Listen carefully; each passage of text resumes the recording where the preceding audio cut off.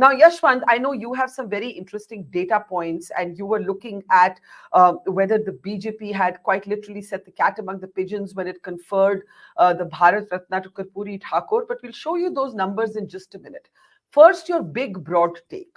I don't think anyone will find it easy to justify on an ideological basis what Mr. Kumar has done. Indeed, even what the BJP has chosen, given the way they were calling each other names till just a few months ago. But this is real politics. I think voters are now cynical. People of Bihar certainly, some would say, deserve better.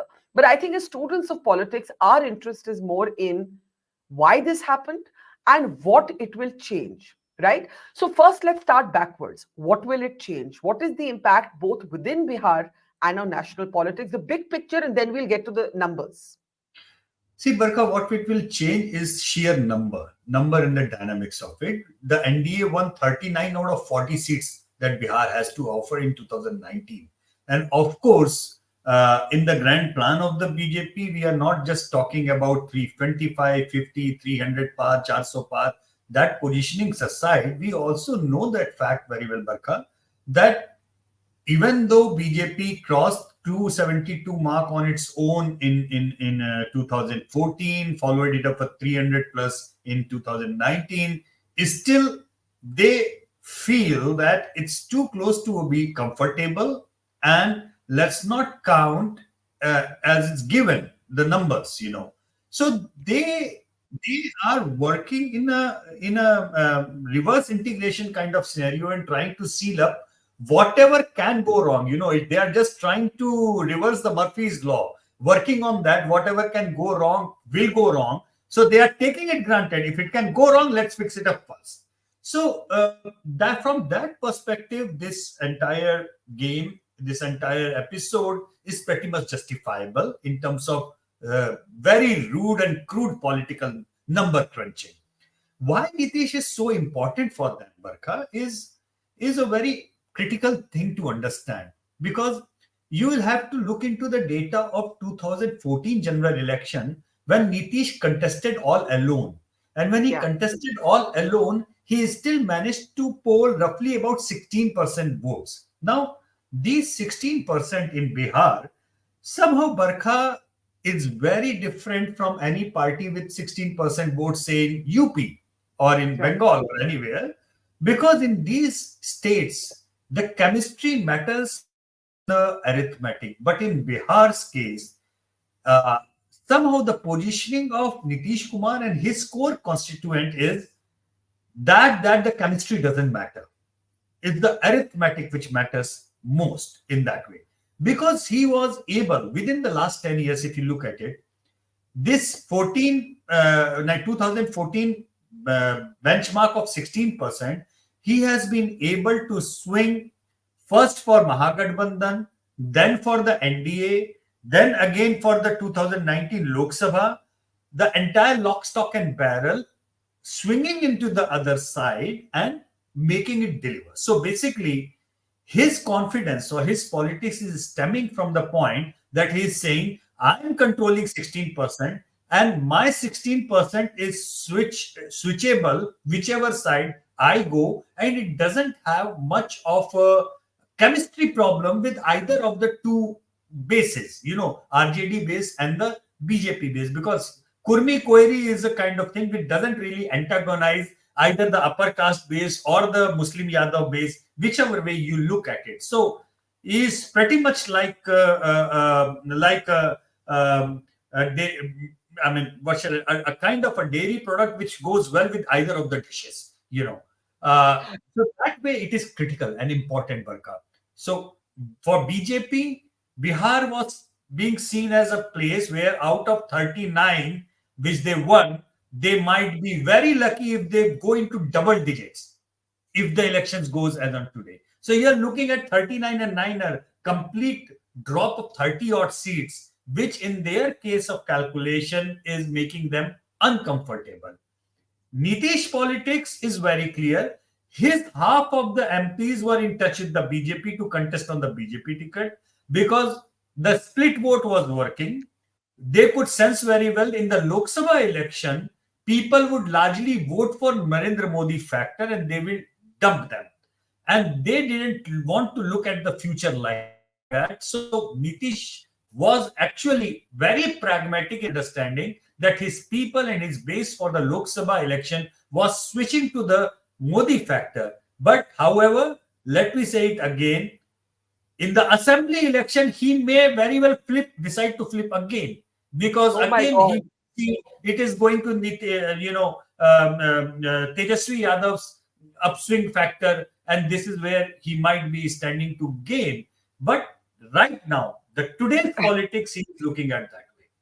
Nitish Kumar very many years ago told me, "Kal ka kisne dekha hai?" And I didn't know that he would literalize that motto in his Exactly. life.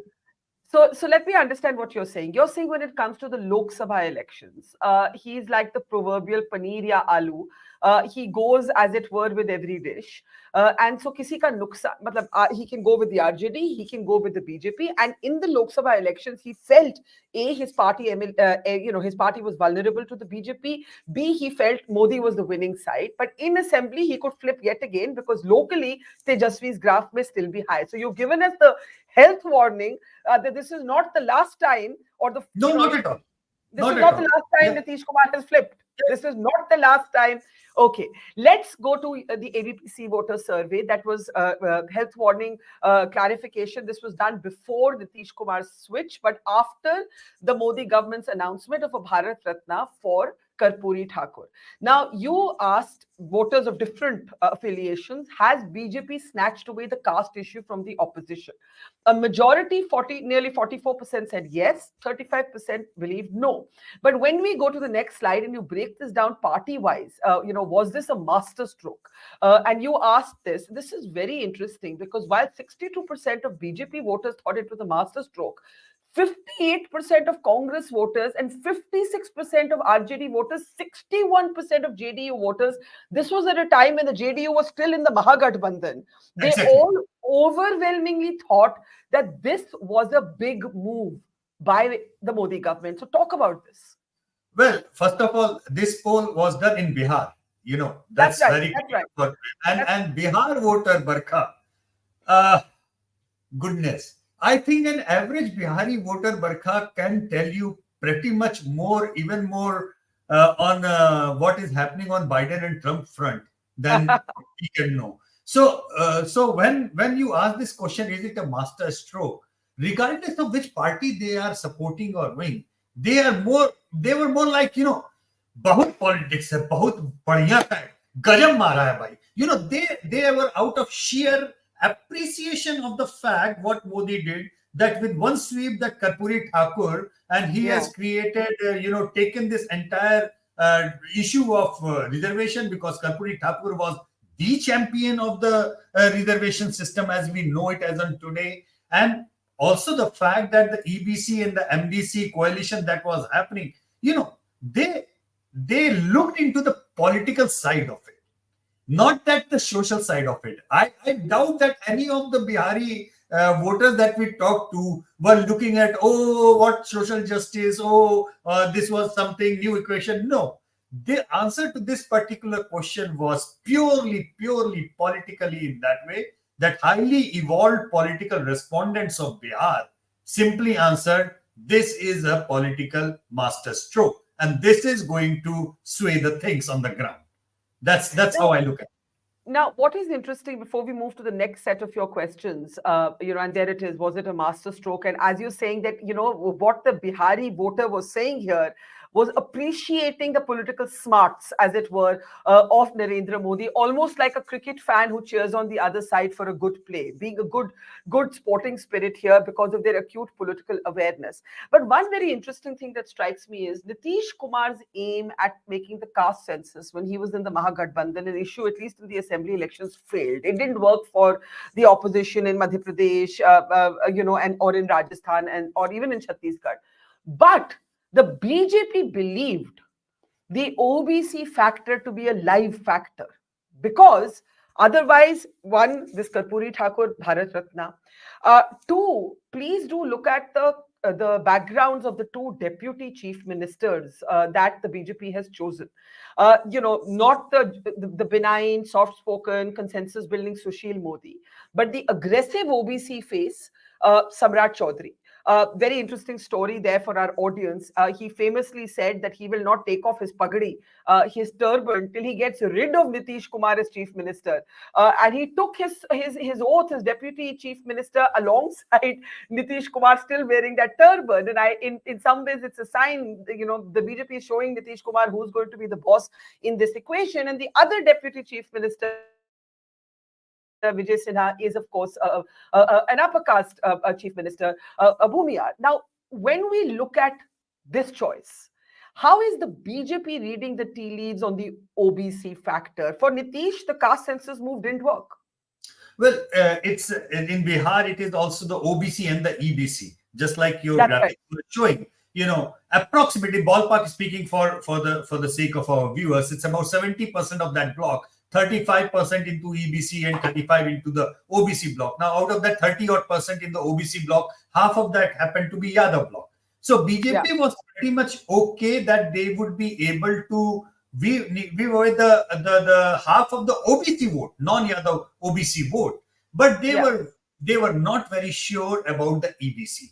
So in the slide where you were showing the EBC support, where Yes. the EBC was supposed to go, there is an indication on that particular question of the arithmetic, which basically Here it compels is. it to go. Look, Yeah. look, look at So this. look, Favorite. Yeah. on the one face of it, you all of a sudden you look at the number 40%. If you're like, oh, BJP is 40%, good. But we are realizing that 60% is landing on the other side.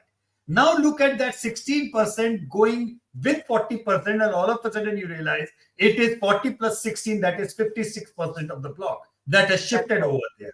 So this is the arithmetic, because BJP knows one thing for sure: they can manage upper caste, they can manage the non-Yadav OBCs, they can manage even a significant chunk of scheduled caste voter and a significant chunk of tribal voters, even though Jharkhand is away, but still on the bordering seats with Jharkhand, there is a significant tribal population out there as well.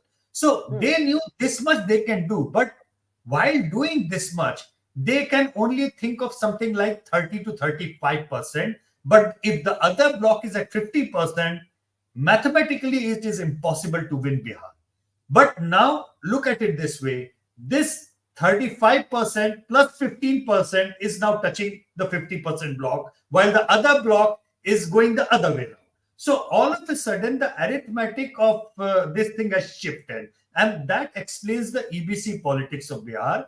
Lalu Yadav used to say Bihar mein Alu and Lalu kind of thing, but in realistically speaking, it is the Janata Dal United, or basically Nitish Kumar's vote bank, which is Bihar mein Alu. It goes along with everything, every dish that can be prepared.